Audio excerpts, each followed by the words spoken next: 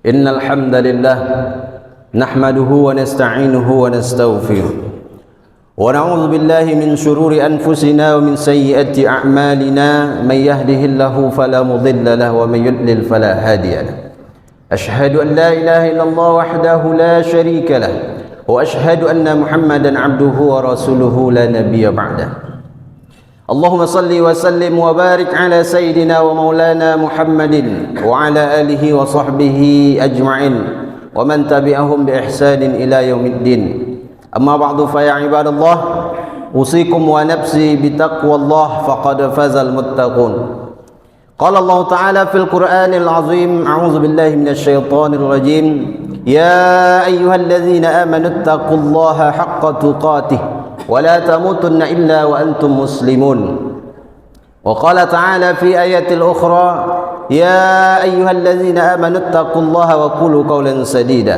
يصلح لكم أعمالكم ويغفر لكم ذنوبكم ومن يطع الله ورسوله فقد فاز فوزا عظيما صدق الله العظيم. Ma'asyiral muslimin, sidang jamaah Jumat yang dimuliakan Allah, bersyukur kepada Allah dengan ucapan alhamdulillahi rabbil alamin. Rasa syukur itu pula hendaknya kita ungkapkan dengan perbuatan kita, yakni kita laksanakan apa yang Allah perintahkan dan kita jauhi apa yang Allah larang. Di hari Jumat yang mulia, mari kita perbanyak bersolawat kepada baginda Nabi. Allahumma salli ala Sayyidina Muhammad wa ala ali Sayyidina Muhammad. Assalamu alayka ya Rasulullah. Jemaah Jumat yang dimuliakan Allah, lebih kurang 12 hari lagi kita akan melaksanakan salah satu perintah Allah yang menjadi syariat dalam agama Islam, yaitu perintah ibadah kurban.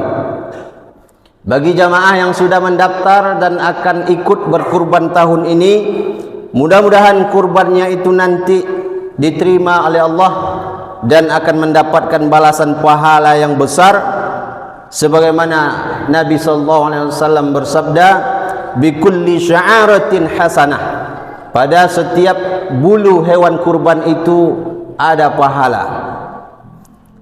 Ini isyarat dari Nabi betapa besarnya pahala kurban. Dalam hadis yang lain riwayat Ibnu Majah, Nabi juga katakan, wa innahu la ya'ti yaumal qiyamah biquruniha wa azlafiha wa ash'ariha. Nanti pada hari kiamat hewan-hewan kurban itu akan datang dengan tanduk-tanduknya, dengan kuku-kukunya dan dengan bulu-bulunya. Tak ada yang akan sia-sia. Semua dari hewan kurban itu bernilai pahala. Akan datang dia menjadi saksi, memberikan pertolongan bagi orang-orang yang berkurban. Dan ketika hewan kurban itu akan disembelih, sebelum menetes darahnya ke tanah, lebih dahulu ampunan Allah, ridho Allah sampai untuk orang-orang yang berkurban. Begitulah hebatnya keutamaan ibadah kurban. Namun selain dari itu, ada satu hikmah besar yang bisa kita ambil dari ibadah kurban, bahwa kurban bukan hanya sekedar acara menyembelih kambing, menyembelih sapi, kerbau atau onta, tapi perintah kurban itu adalah pelajaran besar tentang bagaimana pengorbanan dalam menegakkan dan menolong agama Allah, terutama pengorbanan dengan harta. Karena sudah menjadi tabiatnya manusia sangat mencintai hartanya. Allah berfirman dalam Al-Quran, wa tuhibbunal mala hubban jamma, kalian mencintai harta dengan kecintaan yang sangat besar. Maka seringkali manusia merasa berat untuk mengeluarkan hartanya, karena takut miskin, karena takut kekurangan, karena takut masa depan yang tak pasti. Padahal justru disitulah letak ujian iman itu. Allah berfirman, ya ayyuhallazina amanu in tansurullaha yansurkum. Wahai orang yang beriman, kalau kalian tolong agama Allah, maka Allah akan menolongmu.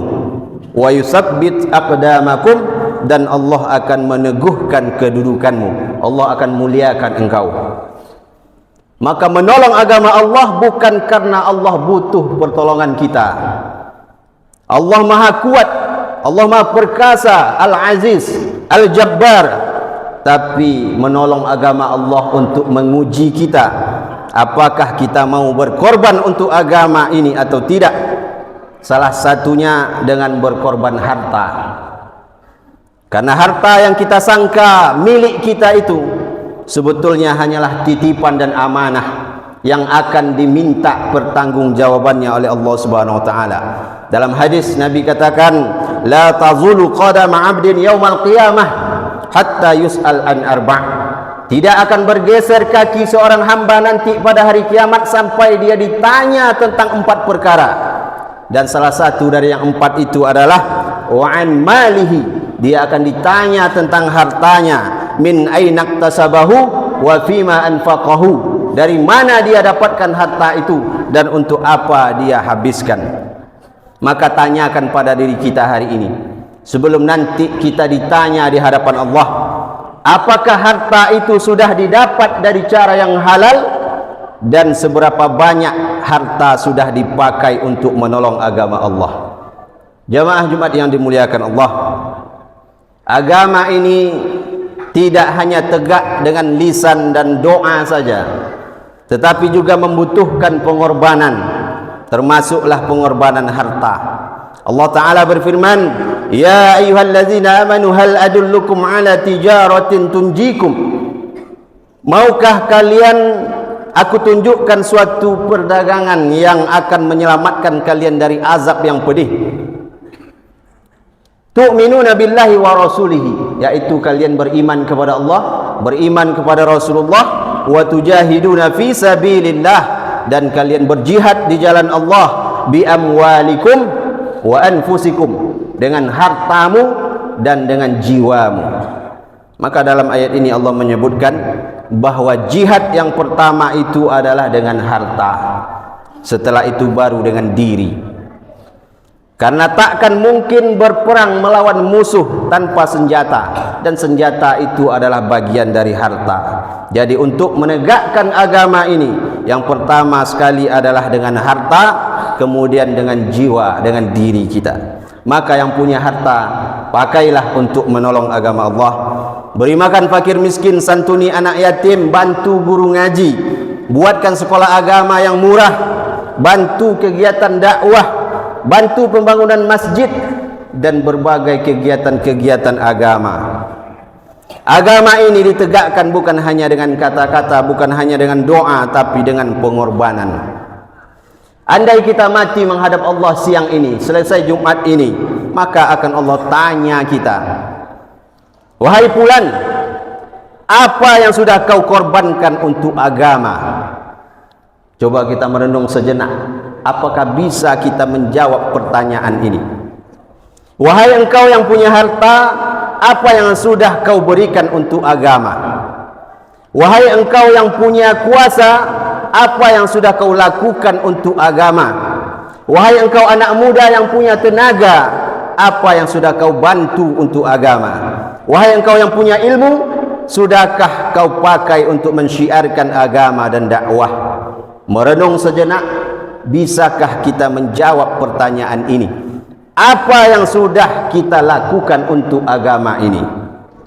Terkadang jangankan mengorbankan harta, tenaga dan jiwa kita, mengorbankan waktu yang singkat untuk datang lebih awal ke masjid untuk sholat Jumat ini pun tak bisa kita menjawabnya.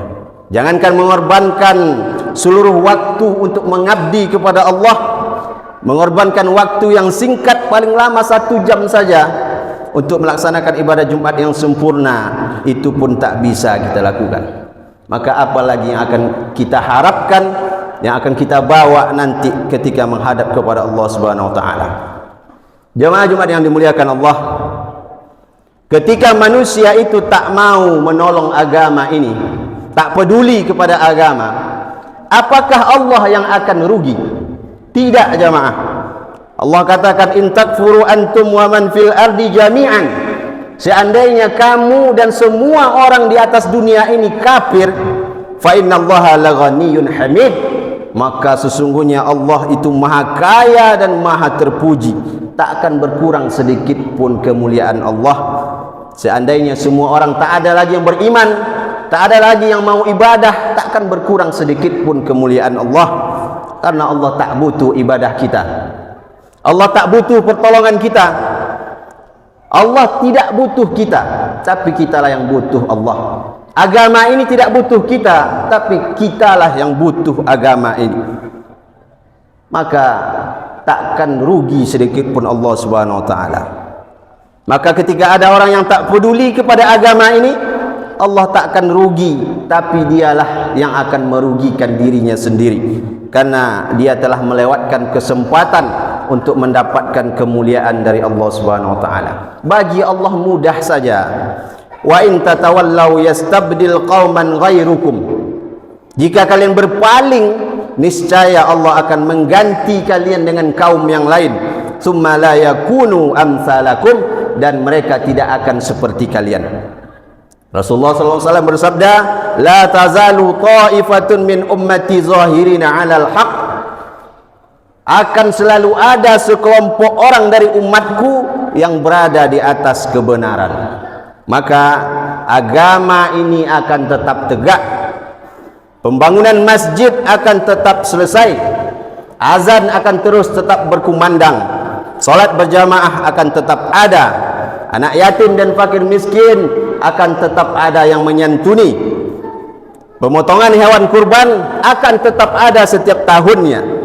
Agama ini akan bangkit, akan tegak, karena yang menjaga agama ini bukan manusia, tapi Allah Subhanahu wa taala. Yang jadi pertanyaannya adalah, apakah kita ikut di dalamnya atau tidak? Apakah ada sedekah kita ikut berperan di dalamnya atau tidak? Apakah ada peran serta kita di dalamnya atau tidak?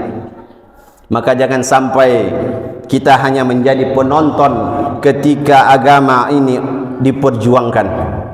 Jangan hanya bisa mengkritik, jangan hanya bisa mencela, jangan hanya sibuk dengan dunia sampai lupa akhirat. Karena hidup ini singkat, dan nanti di akhirat Allah tidak akan tanya berapa banyak hartamu, tapi yang akan Allah tanya adalah seberapa banyak engkau sudah menolong agama Allah ini. Maka berbuatlah untuk agama ini sesuai dengan kemampuan kita. Tidak perlu menunggu kaya untuk membantu agama, karena yang dinilai Allah bukanlah jumlahnya, tapi keikhlasannya. Namun semestinya semakin besar kemampuan, tentu semakin besar pula hendaknya pengorbanan. Seekor semut hanya bisa membawa sebutir gula, tapi seekor gajah bisa membawa sebatang pohon kelapa. Berbuatlah menolong agama Allah sesuai dengan kemampuan kita. Jangan takut harta akan habis kalau dipakai di jalan Allah. Allah sudah berfirman, "Ama anfaqtum min syai'in fahuwa yukhlifu." Setiap harta yang kamu infakkan di jalan Allah pasti akan Allah ganti. Wa huwa khairur raziqin, dan dialah sang pemberi rezeki yang sebaik-baiknya. Maka semoga Allah Subhanahu wa taala menjadikan kita bagian dari orang-orang yang dipilih untuk menolong agama ini, baik dengan harta maupun dengan tenaga. Amin ya rabbal alamin. Barakallahu li wa lakum fil Qur'anil azim, wa nafa'ani wa iyyakum bima fihi minal ayati wa zikril hakim, wa taqabbalallahu minna wa minkum tilawatahu innahu huwal ghafurur rahim.